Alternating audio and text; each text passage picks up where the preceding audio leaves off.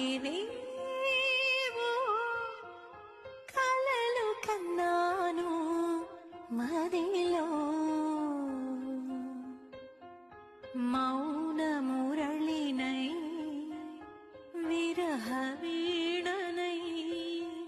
స్వామి గుడికి చేరువైన వేళలో సుడిగాలులలో మిణికే దీపం ఈ కోవెలలో ఎటు చేరినదో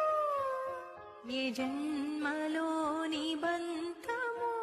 ఇదే రుణానుబంధము ఏ జన్మ